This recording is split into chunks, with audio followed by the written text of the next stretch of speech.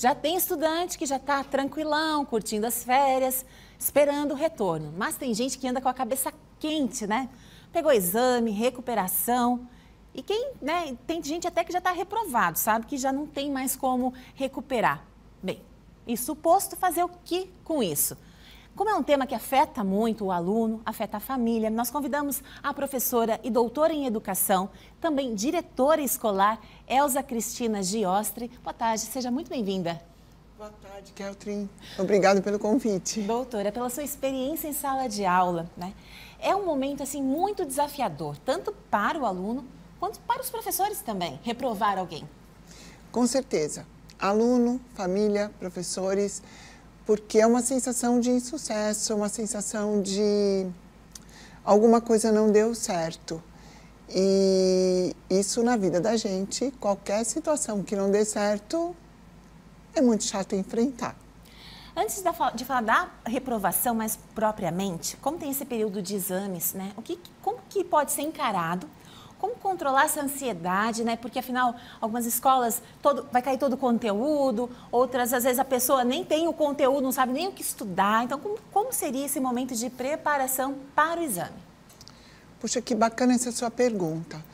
Porque, muitas vezes, só o fato de um jovem ou uma criança ter ficado em recuperação ou exame já traz uma carga de incompetência. E se tanto família quanto escola, quanto a própria criança souberem trabalhar, que isso não é uma incompetência, isso é um processo. Muitas coisas podem ter gerado esse momento. Em primeiro lugar, porque nós sabemos hoje que cada um aprende de uma maneira diferente. As escolas estão tentando ao máximo se reorganizar para esse novo modo de aprendizagem. Mas não é de uma hora para outra que isso acontece. Então, muitos acabam ficando para trás. Existem lacunas que ficaram da pandemia. E essas lacunas, quando elas não são tratadas durante o ano, acabam sobrando para o final do ano. E é assim, se isso pudesse ser tratado como... Não é uma incompetência sua, simplesmente esse assunto ficou para ser tratado mais para o final do ano. Muitas crianças, por exemplo, entram na escola muito cedo, os pais insistem para que comecem a escolaridade muito cedo. Já está lendo, meu filho, aquela coisa. O fato de estar lendo não é um atestado de genialidade. E às vezes chega na adolescência, lá para frente, ele tem outras dificuldades da maturidade. E vem enfrentar essas dificuldades em aprendizagem em outras áreas, porque não está maduro o suficiente. Isso não significa que ele seja incompetente. E, doutora, ameaçar, se você reprovar, vou te trocar de escola, vou te trocar de turma, vou te fazer... Adianta ameaçar? Primeiro que não adianta. Muitas famílias ameaçam com ameaças que não serão cumpridas. Deixa o jovem mais nervoso. Muitas vezes ele resolve, então não vou nem me esforçar. Já que está tudo perdido? Às vezes ele realmente quer mudar de escola, então ele resolve realmente reprovar para mudar de escola, porque muitas vezes aquele processo não está sendo bom para ele. E uma mudança de escola faz com que ele desabroche. E o que eu penso que vale a pena é uma reflexão de todas as partes sobre o processo educativo. Porque exame hoje em dia, a prova final hoje em dia é, na verdade, só um momento de registro. Durante o ano, a gente sabe quem está indo bem, quem não está, quem tem condições e quem não tem. Um bom professor, a família, o próprio aluno sabe, quando chega no final, se ele aprendeu ou não aprendeu. A tua primeira pergunta sobre no que eu vou focar.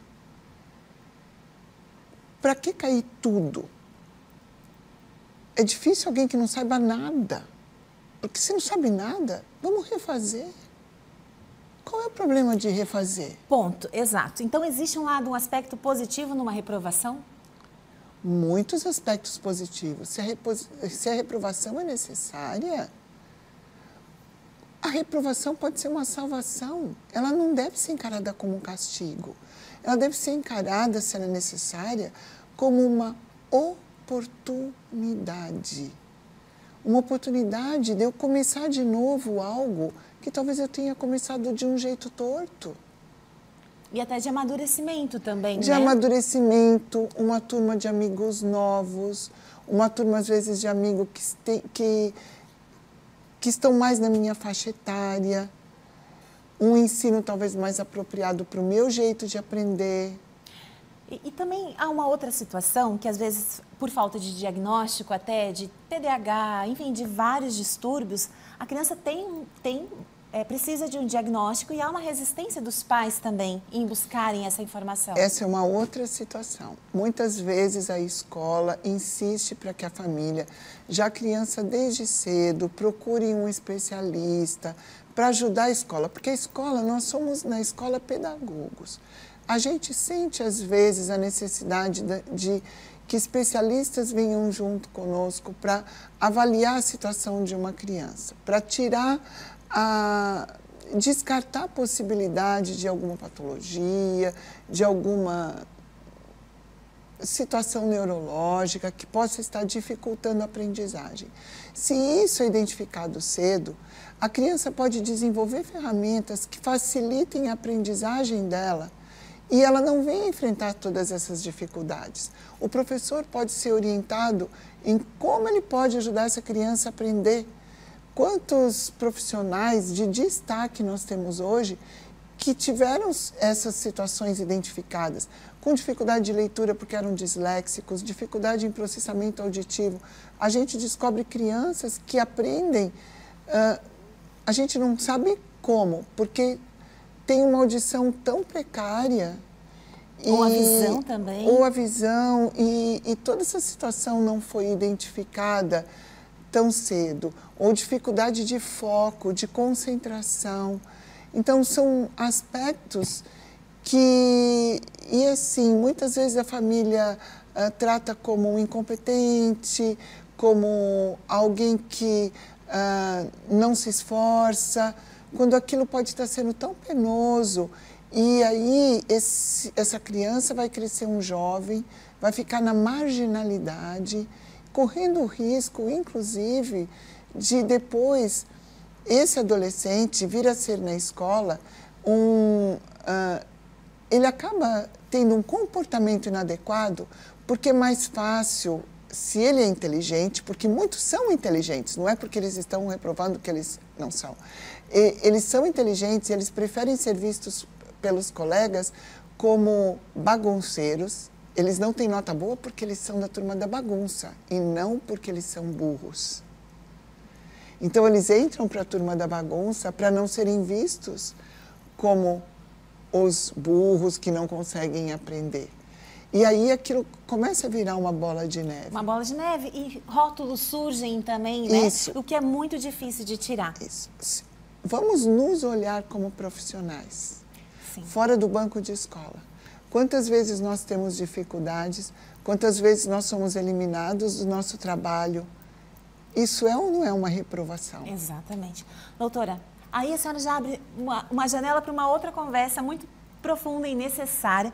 Nosso tempo esgotou, mas eu agradeço a sua participação, doutora Elza Cristina Giostre, doutora em educação e também diretora escolar, portanto conhece com muita propriedade do que está falando e trouxe assim com muita sensibilidade, com muita humanidade esse momento que é uma realidade, né? Que a gente não adianta agora ficar bravo, não adianta fazer ameaças como ela colocou. Não é hora para isso. Não é hora para isso, é hora para dar aquele apoio que é possível, enquanto pai, enquanto mãe, porque quem esteve na sala e aprendeu o conteúdo foi o filho, então também não dá para querer fazer o trabalho dele, né, e tirar satisfação com o professor, que a gente sabe que às vezes acontece também. Enfim, abrimos aí uma reflexão profunda sobre isso e mais uma vez, muito obrigada pela sua presença. Eu que agradeço, um excelente final de ano. Para nós, muito obrigada.